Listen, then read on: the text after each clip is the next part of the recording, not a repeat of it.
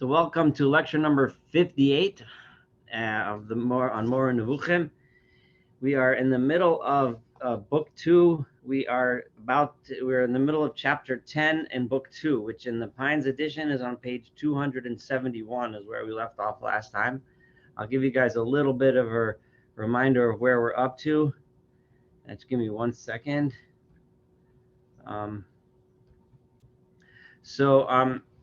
The Rambam was leading into the idea of the significance of the number 4. So he had mentioned that the possibility that we can divide the world into four spheres, right? And the universe into 4 spheres: the Earth, and then the Moon, and then the Sun, and then all the stars.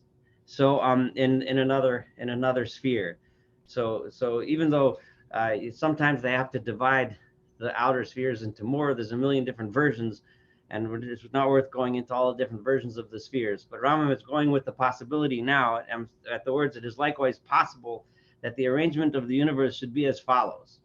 It could be, Rambam is making this suggestion that this is how the world is, and he's going to get into what the significance of the number 4 is. And I want to remind you, obviously, I say this a lot, but we have to keep reminding ourselves. Obviously, this understanding of astronomy and cosmology and physics is very, very different from our understanding.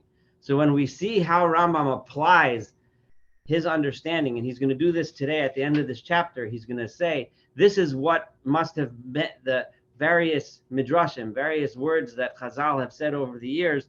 He was saying that they must have been referring to this physical phenomenon,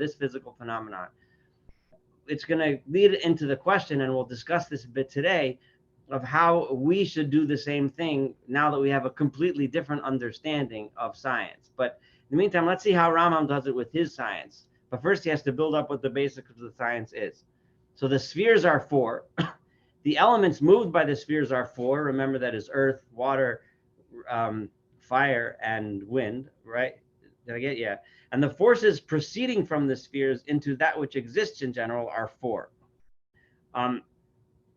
So, and because he mentioned before how each sphere, one has influence over water, and he said that was the moon, and the sun has influence over fire, and so on.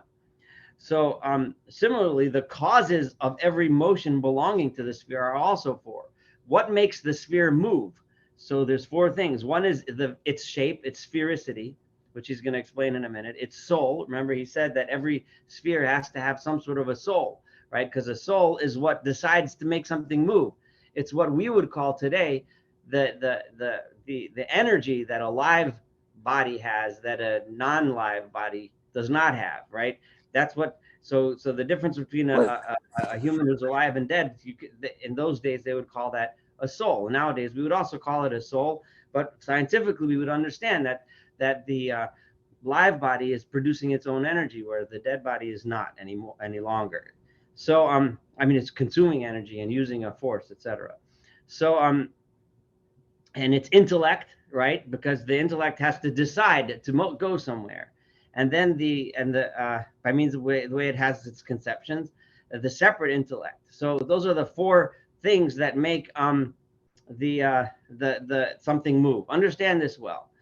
So, and then he goes into explanation. I'll do this pretty quickly because it's a little bit, it's out there. But anyway, were the shape of the sphere not the particular shape, it wouldn't be possible to move in a circular motion, right? Because it has to continuously move, it of necessity has to be a circle. It has to be round, because only something round can keep going and going and going. If it's a square or any other shape, and it has to change direction, then of necessity there has to be, even if it's a tiny, tiny amount of time, there has to be some sort of a stop.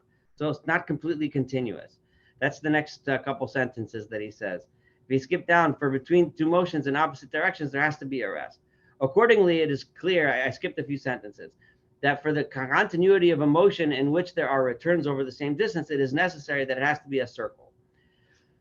And also we said that only an object endowed with a soul has motion, which is how they understood then. How does an animal move? An animal moves because it has a soul that says, let's move. A human being, when he or she is alive, could move because it has a soul. A rock doesn't have a soul, and therefore it doesn't move, right? Accordingly, so therefore there has to be a soul. there must indubitably be something inciting to motion, right? There has to, then furthermore, within that soul, there has to be a need or a desire. Somebody has to think, oh, I'm hungry, I'm going to go to get food. I'm thirsty, I'm going to go to get a drink, right? As we have mentioned. So this can only come out if there's an intellect, for it cannot consist in the avoidance of what disagrees with one or the seeking of what agrees with one. In other words, the intellect has to decide, oh no, there's a lion chasing after me, I have to run. Or, oh, I'm thirsty, I got to go get water, right? So there must be indubitably be a certain being of which a conception is made and for which there is a desire, as we have explained, right? So in other words, there has to be something outside of that body that has to say, oh, there's the water, I'm going to go drink it, and so on. So the bottom line is everything boils down to four. There's four spheres, there's four elements, there's four forces, there's four qualities of everything that exists that make things move and do what they do, right? So thus, there are four causes of the motion of the sphere. I'm in the bottom paragraph. And these are, as we explained, the force causing, and then he adds, and there are four sorts of forces proceeding from it toward us. The forces that are being generated by these spheres. Today, we would talk about the electromagnetic force, the force of gravity. We would talk about other forces. And then they talked about these four. What are these? The force causing the generation of the minerals. In other words, the force out of these spheres creates the stuff which makes up the world. The force of the vegetative soul, which is the soul which plants have. The source of the animal soul, which is the soul that any animal has. And the force of the rational soul, which is the thinking soul, which is what humans have. If you consider the activities of these forces, you will find that they are of two species. There's two types. For they cause either the generation of all that is generated or the preservation of what is generated. So some things make, and I'm going to, in the next sentence, I'm going to kind of paraphrase. Some things may preserve a species in a permanent way. So some forces make a rock exist, that a rock stays there like as it is. And some things make a species, like humanity or lions, that exist the way they are forever. And some things are only preserve a specific individual for a specific time. This is the meaning of nature, which is said to be wise, having governance, because those forces sometimes generate things that last for long periods of time, and sometimes generate things that last for a very short temporary period of time. Because nature, having governance, caring for the bringing into existence of animals by means of an art similar to that of a craftsman. So these forces act in a very fine-tuned way, and also caring for their preservation and permanence, so they're bringing into the existence of formative forces, which are the cause of the existence of living beings, and nutritive forces, which are the cause of their lasting for whatever duration is possible. So in other words, all of this, we're trying to simplify it into four forces, but those forces interact in very delicate ways to bring about the huge amount of diversity that we see in the universe around us.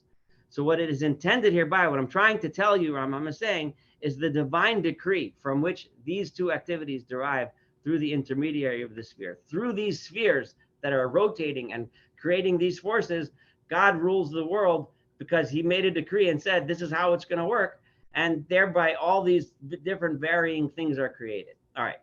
I know that it sounds so different than the way we're used to looking at the world. But now that the Rambam played this out, and I'm going to say it really fast again, four spheres, four forces, everything that moves needs four qualities to move, four types of forces, all of these lists of four.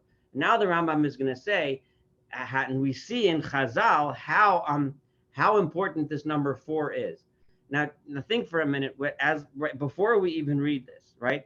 This is how Rambam conceives of the world scientifically, right? This is how he learned, through the philosophers and the scientists that studied and interpreted Aristotle in different ways. This is how Rambam understood the world that he was looking at.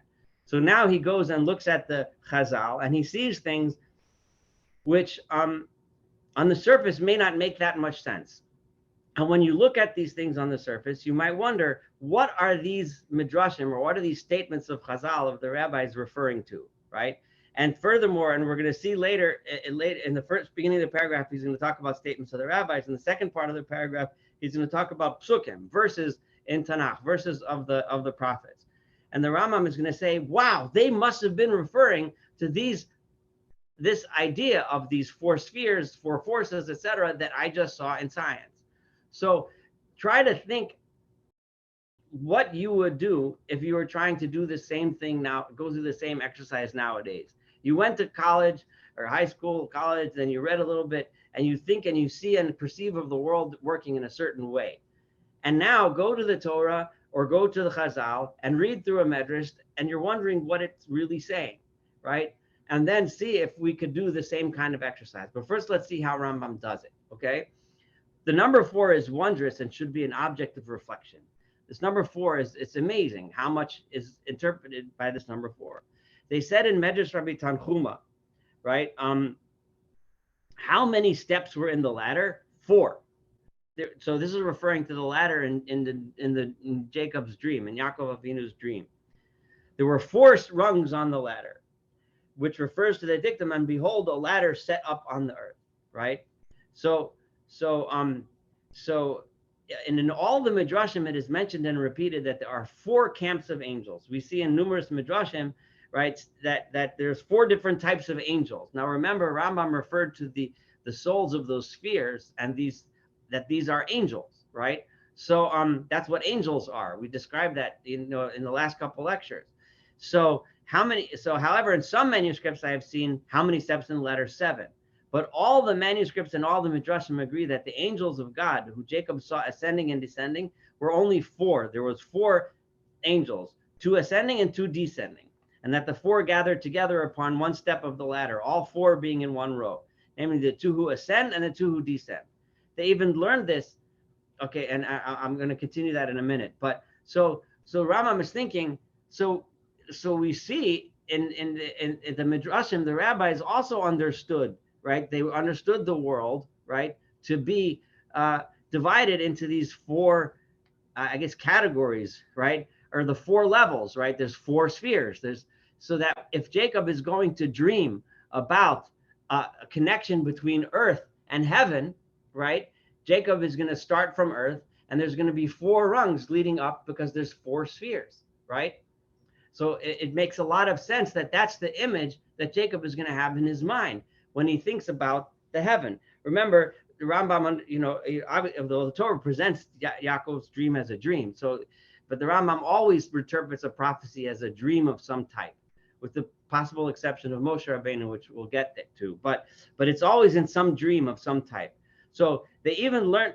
So the vision of prophecy that Yaakov had, it makes sense. Rambam says that he saw 4 rungs, because that is how the transition between godliness, right, which emanates throughout these spheres, right, and down all the way down to us, right, and therefore controls the world that we live in, right, is represented by 4 rungs on a ladder. So this is how the Rambam sees Yaakov's dream. Okay, they even learned from this that the breadth of the ladder seen was equal to the dimension of the world plus 1/3. The rabbis also understand that because the width of an angel, right, is equal to the dimension of 1/3 of the world. Okay, so now Rambam's not going to go through all the detail here, but he's saying that that the angels that make up the entire universe are the size of a quarter of the world. Now, how does that work? How does that make sense? What do you mean? Can you measure the size? This sounds like, how you can debate the famous debate of how many angels can dance on the head of a pin or whatever, that kind of thing. The point here is that Rambam is saying that an angel doesn't mean some kind of spiritual being that we can't measure, but rather an angel refers to those spheres, right? The Rambam already told us that. So since the entire universe is made out of 4 spheres, the size of each angel must be a quarter, right? Which is a third. So if the earth is divided into thirds, an angel is the 4th angel is 1/3 added to that. So each angel then would be a 4th of the universe. So and here he goes to these verses, and it's interesting because he brings 3 3 most mysterious and most obscure and most difficult to understand prophecies in the entire Tanakh. And those are, I'm virtually certain, if you ask any Bible scholar which 3 things are the strangest verses and most difficult to interpret, they would right away say Daniel, and certain parts of Daniel, specifically Daniel, certain parts of Zechariah and Yechezkel and Ezekiel. So, and Rambam immediately says, let's look at those very mysterious ones and let's try to explain it, right? So in Daniel says, and there's a connecting word between all of them, and the Rambam really doesn't tell us what he's trying to say. He's very cryptic. He's very esoteric here. So a lot of this you have to try to think what he really means. But we'll do it anyway. So what is the verse in Daniel? It is chapter 10, Parak Yud of Daniel, and Parak Pasuk Vav. And Daniel is referring to a vision in which he saw he was standing on the Tigris River, and he saw a vision of an angel. And he describes the angel as follows: Ugaviyato katarshish. His body was like a tarshish, which is some kind of stone, right? Ufanav, and his face was kimarei varok, was like the appearance of lightning, so it was bright as lightning. Ve'inov kilapide eish, and his eyes were like flaming torches. Uzro'otav u'margalotav ke'ein nechoshet kolal, and his arms and legs were shiny. Nechoshet is usually translated as bronze or sometimes copper, sometimes brass, but it's shiny nechoshet. Shiny, I'll call it bronze because that's the most common one. So Zechariah, right, when he describes in his vision, this is Zechariah chapter 5, and this is of course very strange stuff to imagine what it's talking about, but Rambam will try to give us a little hint into understanding what it is. V'ashuv, the Zechariah is referring to a series of prophecies, a series of visions that he saw in a dream. And how to interpret these things, there's a million people write on potential understandings of it, but no one really knows exactly what these prophecies are talking about. But here we are. So Zechariah writes, V'ashuv v'esa einai, and I looked up again because there were previous visions, which I'll leave aside for now because they're not relevant for today's discussion. I raised my eyes, and I saw, V'hinei arba markavot yotzaot. There were 4 chariots coming out, from the two big mountains. And those mountains were made of nechoshet, which I translated before as bronze. So I'll stick with the bronze alone. Okay, and of these, and then Yechezkel, Ezekiel, chapter 1, Parak Aleph, Pasuk Zion. This is Yechezkel's vision of the chariot of God, so to speak.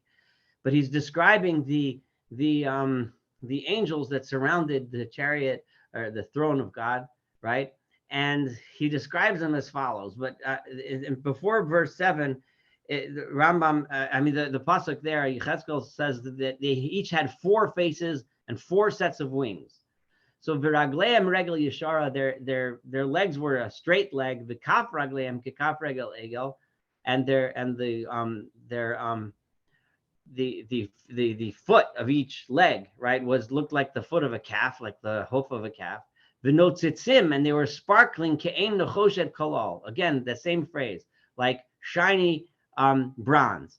So these are very, no one really, I don't know how many people really understand what these verses are talking about. But so the Rambam brings all 4 of these, and now I'm going to read through the words of the Rambam at the bottom of 272. In his parable, Zechariah, when describing, and I just read that verse to you about the 4 chariots from the mountains, right, says an interpretation of this, right, there are 4 heirs of the heavens which go forth after presenting themselves before the Lord of all the earth, right? They are, so what is Zechariah seeing? So the Rambam is thinking to himself, well, these forces that I just described to you, Yaakov Avinu saw these 4 spheres as 4 rungs in a ladder. Zechariah, when he sees this vision, he sees this vision of the four energies, the 4 forces that are coming out of those things. They are accordingly the cause of everything that comes to pass in time. Those 4 forces are the forces which make everything happen. Remember, Rambam described that those forces are what makes everything happen on this world. In regard to his mentioning brass, right, you can perceive in them a certain equivocality, right? That the word brass you find in each one of these phrases can carry several meanings.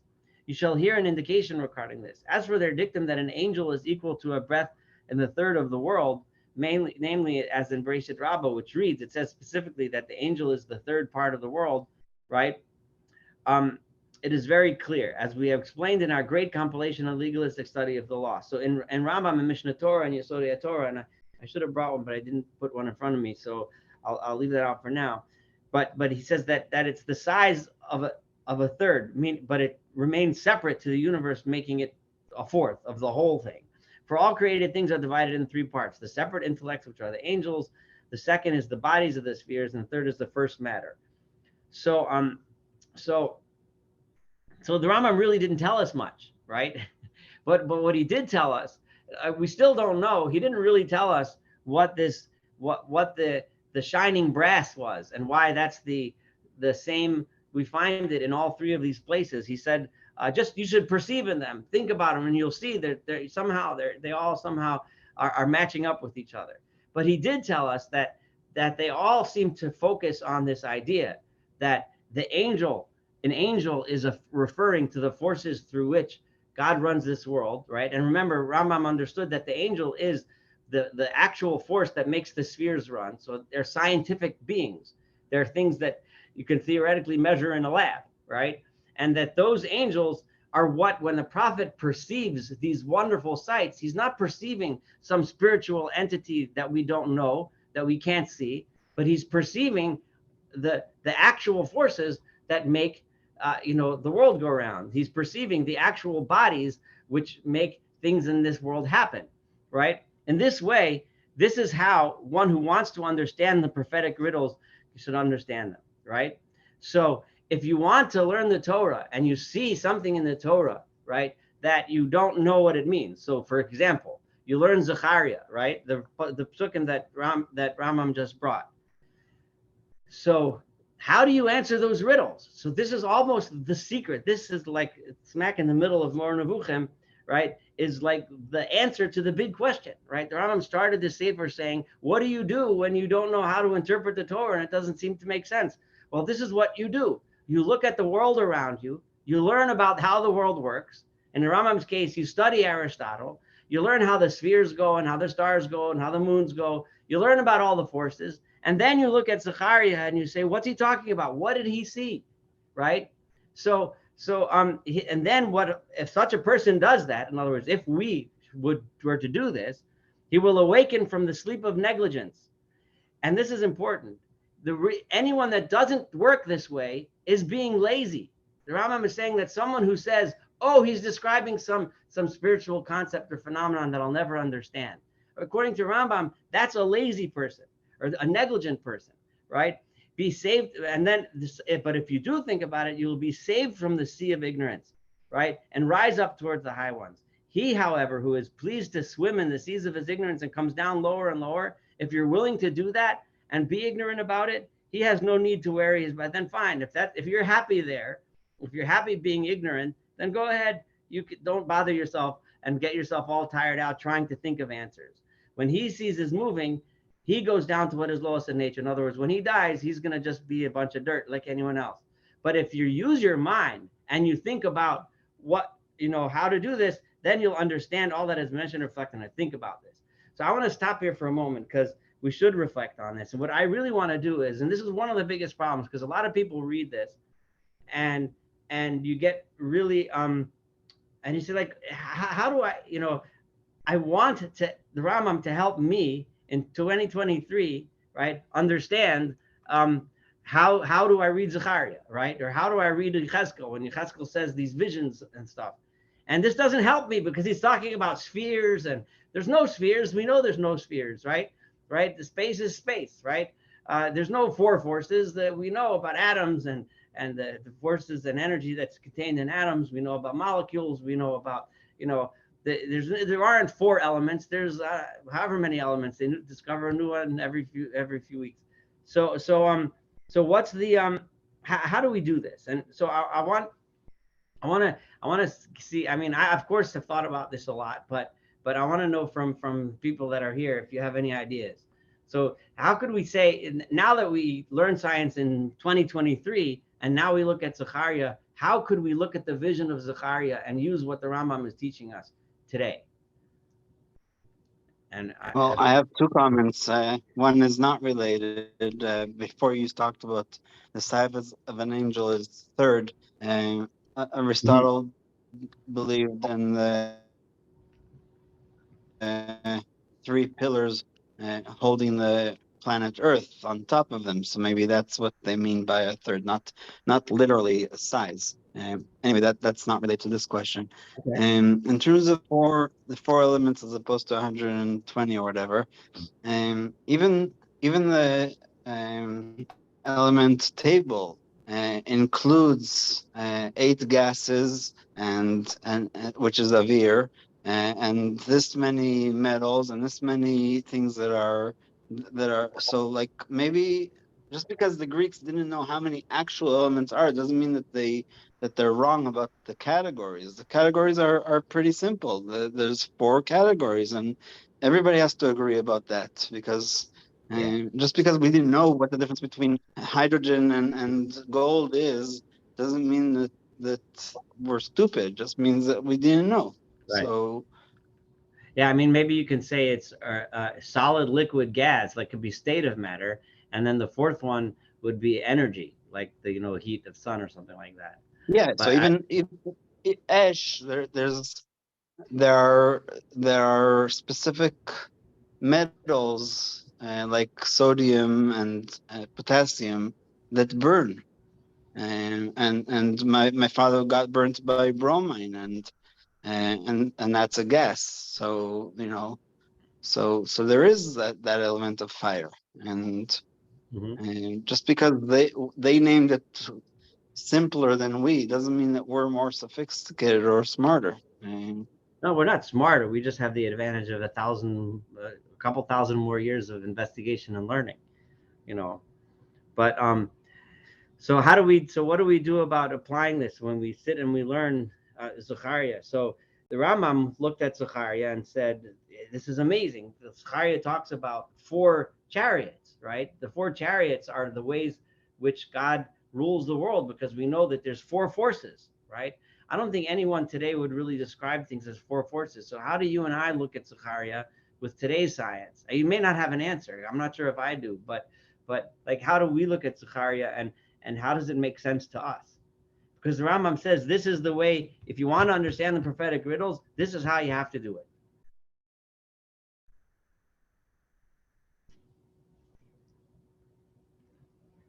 So, I mean, but I think I don't have a real answer. Like, I'm not going to tell you, like the Rambam had it all worked out, right? These 4 is that 4.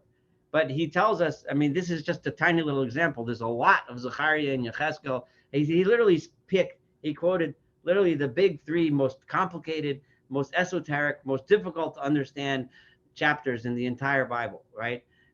That's what is it? Daniel 10, Zechariah 6, and Ezekiel 1. Those anyone that understands them, I don't know, they're very holy.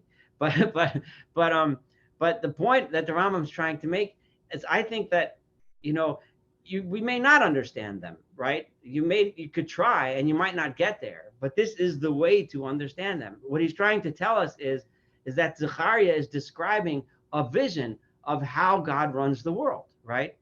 And exactly what he's referring to, he created images in his mind that made sense to him, right? Those images, but what those images represent is God running this world. Maybe at one day in the future, we'll all know everything. Maybe all the knowledge will be revealed, and it'll just make sense exactly what he's referring to. Maybe he's referring to atomic energy. Maybe he's referring to gravity. Maybe he's referring to electromagnetic energy. Maybe, who knows what we don't know, right? We can make all these suggestions, but ultimately what Rambam is really telling us is, to Rambam, it seemed to make sense that he's referring to these 4 forces, because that's how he understood the world works.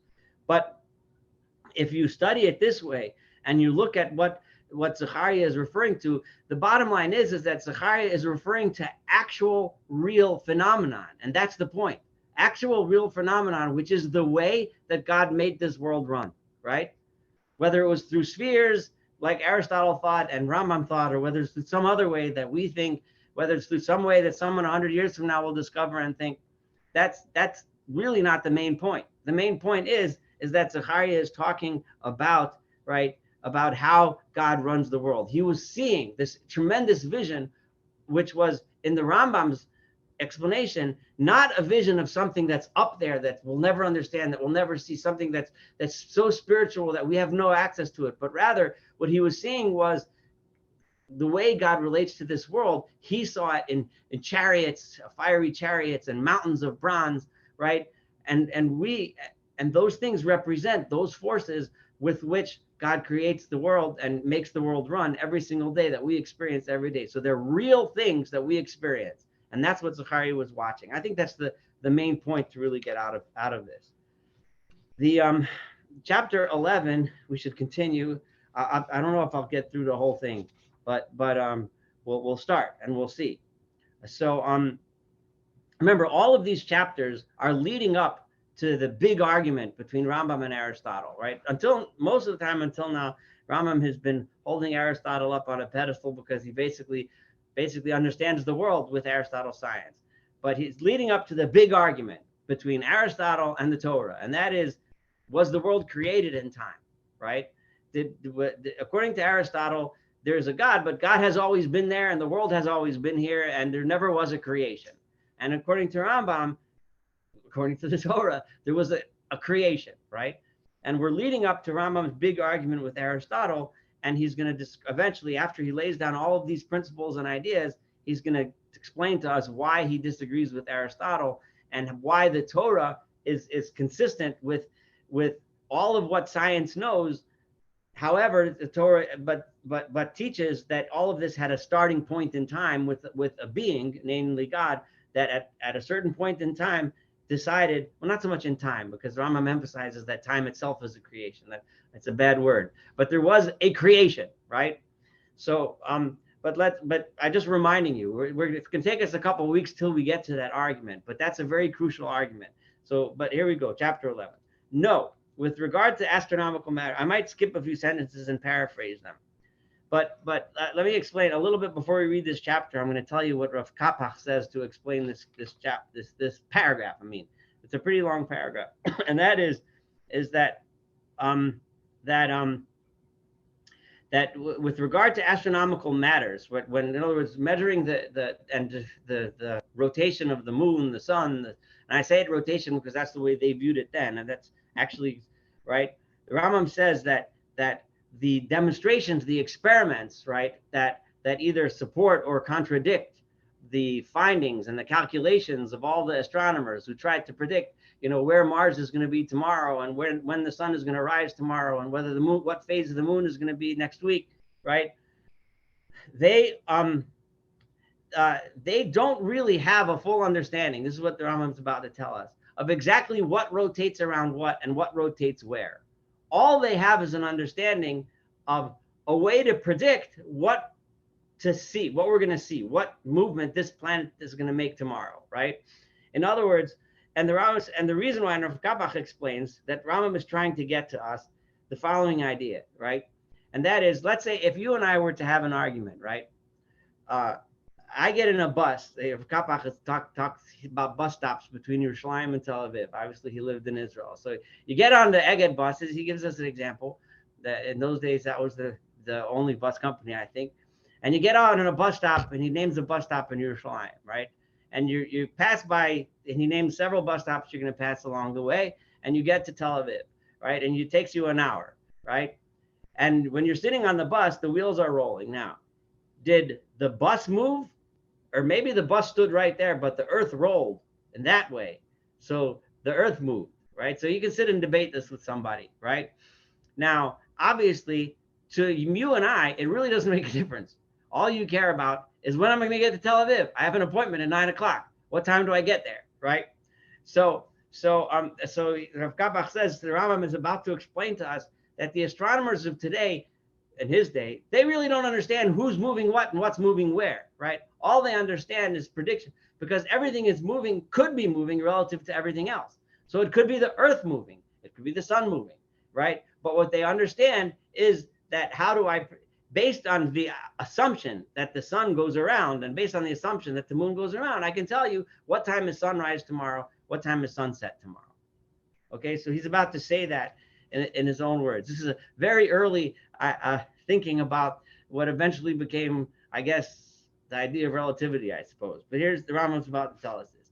Know with regard to the astronomical matters mentioned, that if an exclusively mathematical-minded man reads and understands them, he will think that they form a cogent demonstration that the form and number of spheres is as stated.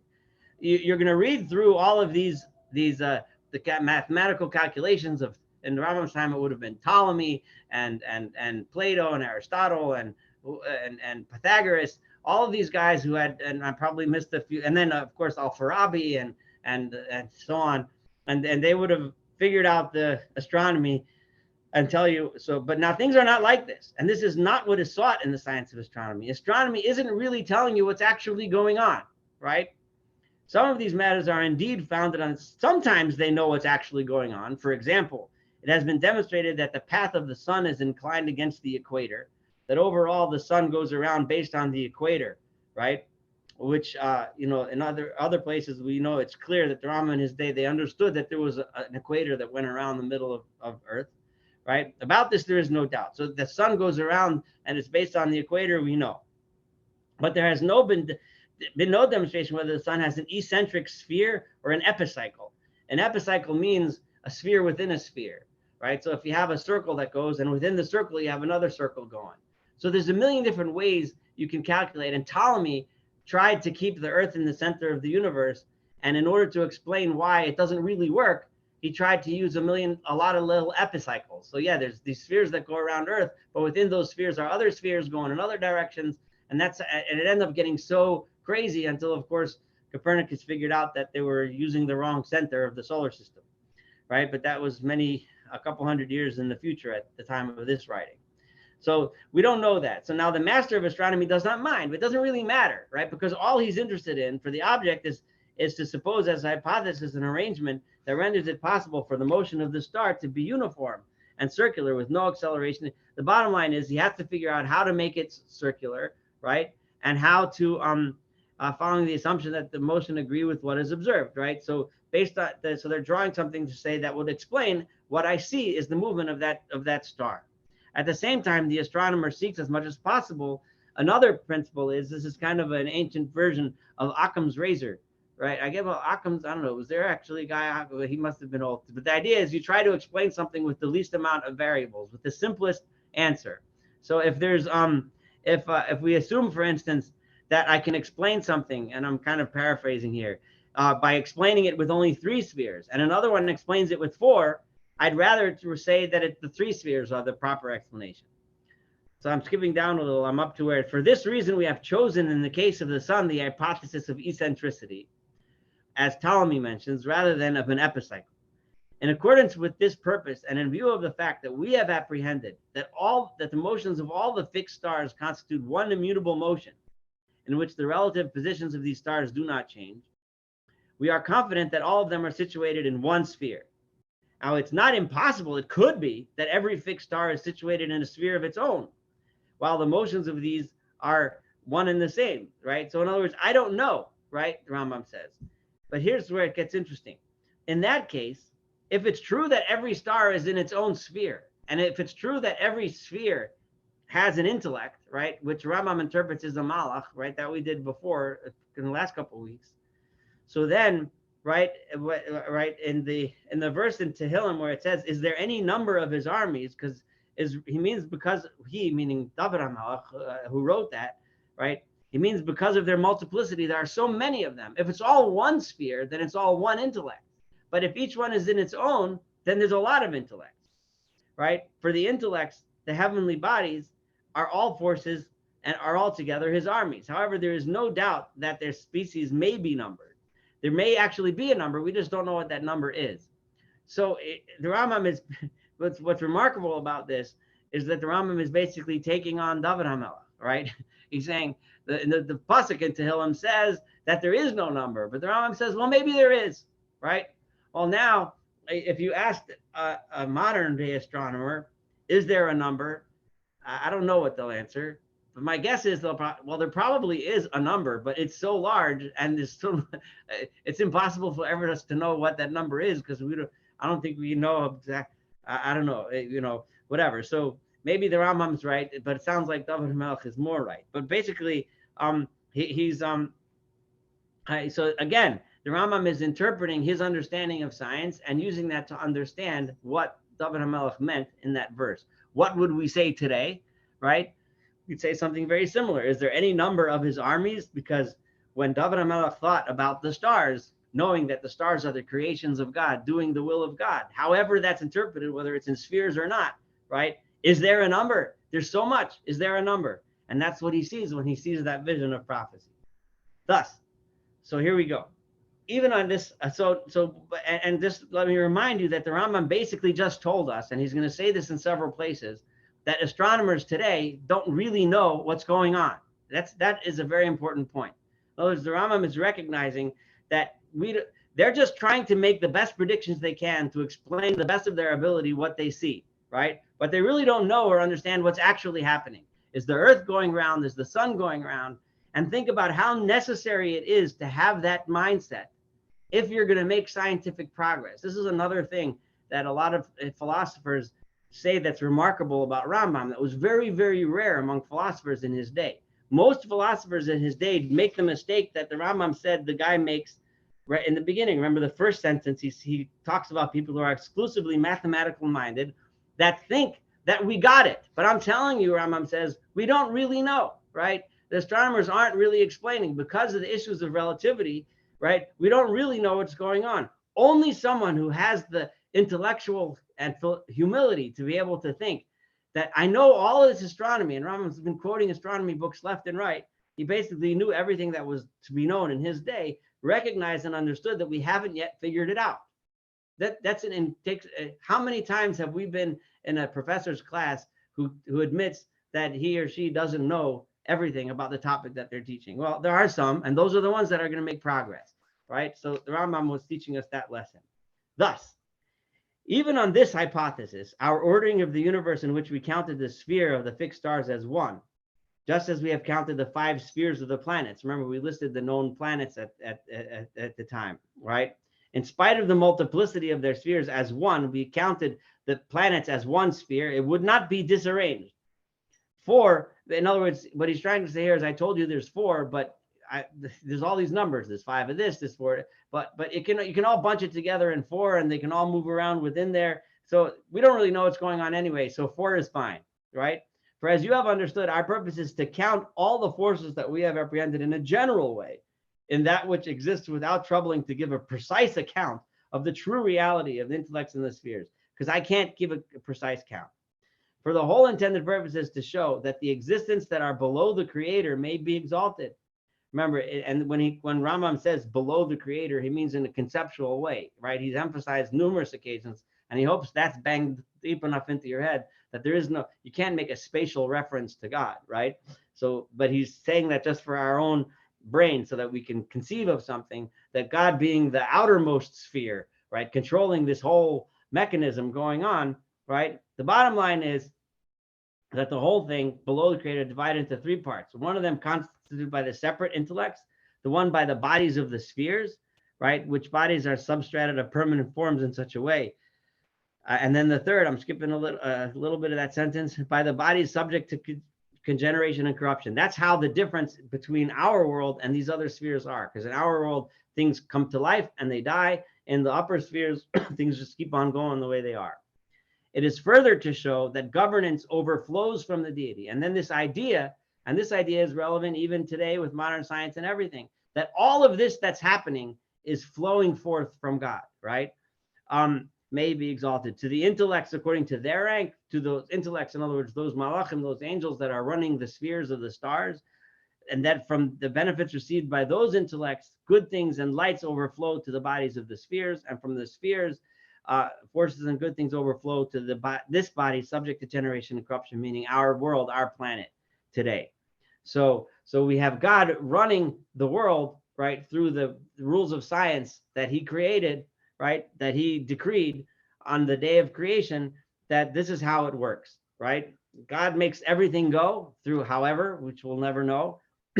And then each one of those spheres gets what it needs, the energy, the force, the energy with which it was created to make its circular motions. And that energy overflows to the levels below it until we get to our world, where those energies interact in this really intricate and complicated way to create all the different types of beings that we see on this world. How Rambam said, it's like a work of an artist, right?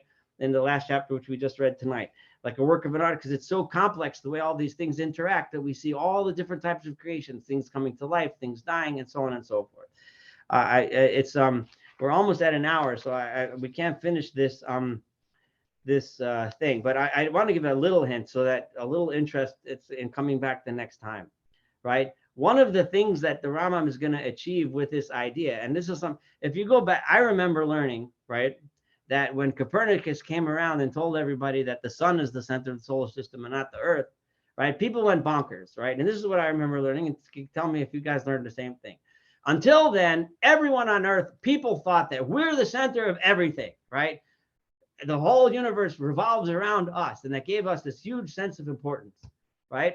And then Copernicus came and said, no, you're just another ball floating around the sun, just like all the other balls, and the sun is the center of everything.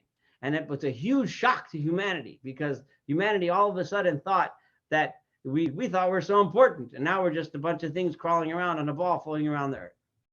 Now, there's probably truth to that. However, Rambam is about to state, because he went through this whole exercise of describing to us these spheres and the intellects that are in these spheres and the angels and the energy that they receive from God and so on, Rambam is going to emphasize that the world was not created just for the little ball that's in the middle of it all, Earth, right? Each and everything every sphere has its value.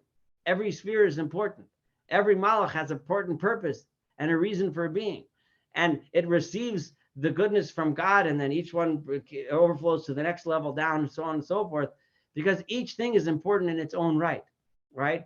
And so we shouldn't think that we're the only ones with intellects. We shouldn't think we're the only ones that get stuff from God, right? That gets energy from God and so on. This entire universe, every single thing has its importance. The Rambam is not going to continues to say, but not in this chapter, later on, that is true. And this is a fundamental idea that the Rambam says that's true for every animal that exists and every plant that exists. It doesn't just exist for us, right? But it exists for its own purpose. Every animal has its own purpose and its own reason for existing. Every being has its purpose and reason for existing. It's a fundamental idea of the Rambam. In the next paragraph, which I'm going to read to you next week, the Rambam mentions and emphasizes this, but only regarding the upper spheres. The lower spheres we'll get to later, another week in the future. But it's a fundamental idea of the Rambam, which goes along with this idea that everything has an intellect. I mean, we might not call it an intellect today. We might call it energy or whatever we want to call it. But I wanted to bring that up because it's fascinating. I was hoping we'd get to it tonight. But we'll start from that next time. I do want to say that on the next 2 Wednesdays, unfortunately, I won't be able to give this year. I'm doing a Army Reserve training mission for 2 weeks. I'll be out and I'll be gone. So the next 2 weeks I'll be gone, and then we'll pick up, God willing. Let's see, August the 30th, I guess, would be the night we'll pick up. But let me open the floor for questions and comments before we close up.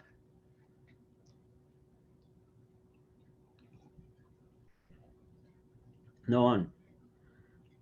Rambam's just blowing us away. All right.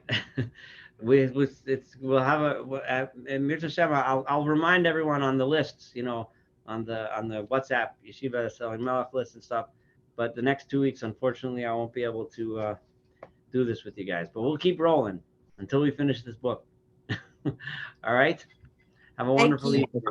We'll be praying for you. All right. Thank you. Thank you. Bye-bye.